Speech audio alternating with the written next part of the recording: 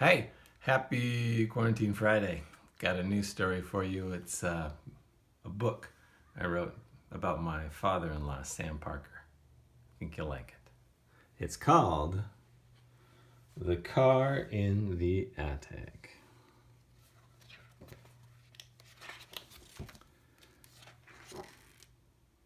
Ms. Rachel stomped out of the kitchen, went straight to the workshop.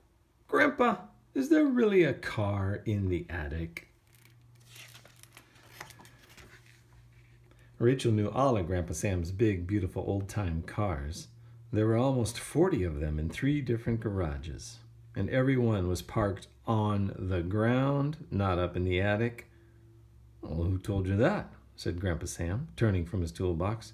Uncle Bry, said Rachel, but that's just crazy.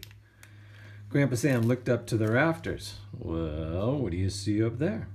I see boxes, tubes, tires, glass, but no car. Well, then someone is misinformed, said Grandpa Sam. Ha! Said Miss Rachel. I knew it. She stomped back to the kitchen. And Sam smiled. When Sam was Miss Rachel's age, little Sam Parker knew every car on the road. Ford, Chevrolet, Mercury, Packard, Oldsmobile, you name it. People say he could even tell a Cadillac's year with one glimpse of its tail fin. But then came the day he was walking to church with his mother and saw a beautiful automobile, unlike anything he'd ever seen before. It looked like his favorite car of all, a 1939 Ford convertible, but it wasn't. The front bumper was more like a Chevy, Sam thought, and the back was an Olds.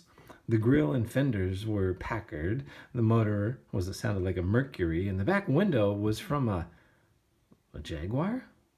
Sam only saw the car once, so imagine his surprise 6 years later when a new friend named Eddie Duhon showed Sam a special car of his own. It is a Jag rear window, said Sam. 50 or 51? 1951, said Eddie, staring at Sam. And the Olds tail and Packard skirt, Packard grill, chopped top, peaked hood, smooth fenders, chrome dash. Sam circled the car. It's a 1939 Ford convertible, all right, but the headlights and side lights and mirrors look more like a 40. I suppose you can tell me what the motor is, too, said Fast Eddie, without looking. Mercury, said Sam. He was right. So Eddie let him drive. The car was quick and smooth and as beautiful on the inside as it was on the outside. It was also very, very fast.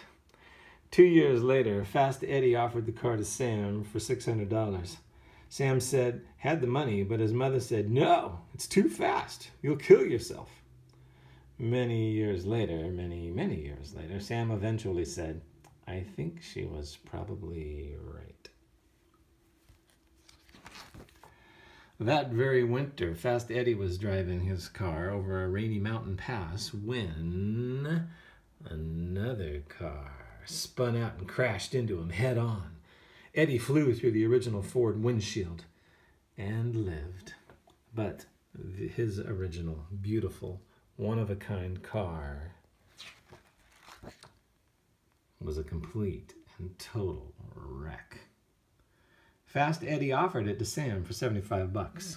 Sam looked long and hard, but finally said, nope, it can't be fixed. So the crumpled up pile of metal ended up in a garage with a fellow named Ray. Ray said he was going to fix it someday. Sam went to work on other cars.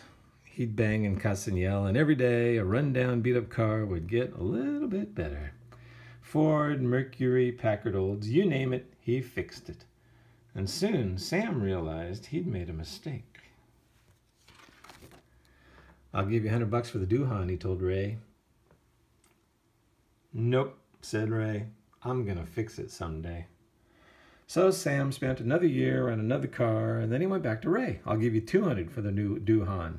Nope, gonna fix it someday. So every year Sam fixed more cars, and every year Ray said, someday. Ford, Chevy, Mercury, Packard, Olds, 47. Sam traveled the country trying to find just the right parts for all his cars.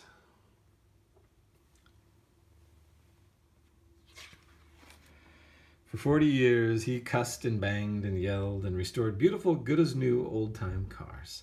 For 40 years, he'd pack away an extra part or two in the attic, and every year he'd make another trip to Someday Ray. And after 40 years of perfect Fords, Chevrolets, Mercurys, Packards, and Oldsmobiles, friends thought Sam might retire.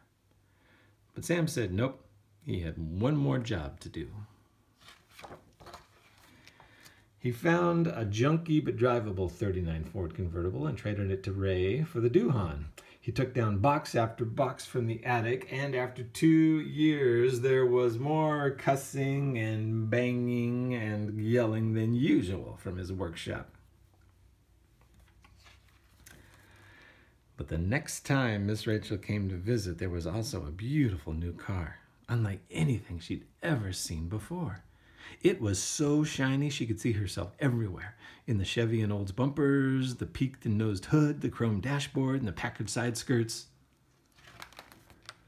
"Where'd you get this car?" she asked Rachel.